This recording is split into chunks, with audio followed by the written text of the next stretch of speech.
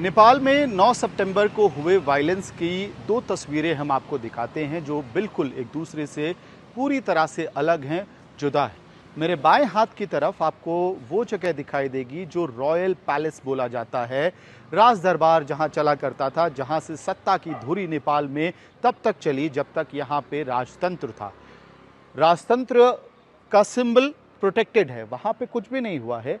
और जैसे ही कैमरा दूसरी तरफ पैन होगा, ये प्रजातांत्रिक सरकार का एक चिन्ह है। ट्रैफिक पुलिस का दफ्तर था। इस वीआईपी इलाके में ट्रैफिक पुलिस का ऑपरेशन यहीं से चलता था और वहाँ चाहे वो हवालात हो, वो पूरी तरह से तहस नहस है। जो सोने की जगह थी वो टूटा हुआ है। डीवीआर डेटा जहाँ रखा जाता था वो कमरे टूटे हुए हैं। सारे कागजात जला दिए गए हैं।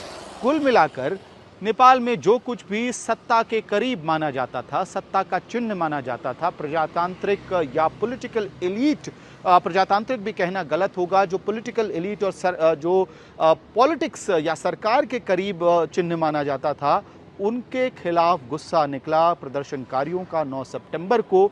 और एक तरफ वो सारे अस्पताल, स्कूल्स या पब्लिक के फ़ायदे के इंफ्रास्ट्रक्चर की जो जगह थी वो सब कुछ सुरक्षित है। मोनार्की के भी जो एस्टेब्लिशमेंट्स हैं वो सुरक्षित है।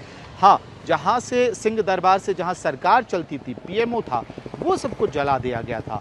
फिलहाल इस वक्त नेपाल एक बार फिर से खुद को साथ लेकर आ रहा है ताकि एक नई सरकार का गठन हो, लेकिन अभी तक सहमति नहीं बन पाई है कि उस अंतरिम सरकार का मुखिया कौन होगा। क्या सुशीला कार्की ही उस सरकार की मुखिया होंगी, ये सवाल बना हुआ है। लेकिन इस सवाल के बीच ये तस्वीर भी हमारे बीच है जहां पे जो कुछ भी पॉलिटिकल क्लास से दूर था वो नेपाल में काठमांडू में सुरक्षित रहा, और जो पॉलिटिकल एलीट और पॉलिटिकल क्लास के करीब था, सरकार के करीब था, वहां पे तोड़फोड़ हुई, आगजनी हुई।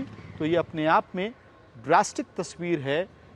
एक दूसरे से किस तरह से स्थिति बिल्कुल नेपाल में दो तस्वीरें, काठमांडू में दो तस्वीरें 9 सितंबर को दिखाई दी, उस पूरी स्थिति को ये एक बार में ये तस्वीर, ये रिपोर्ट बयां करती है।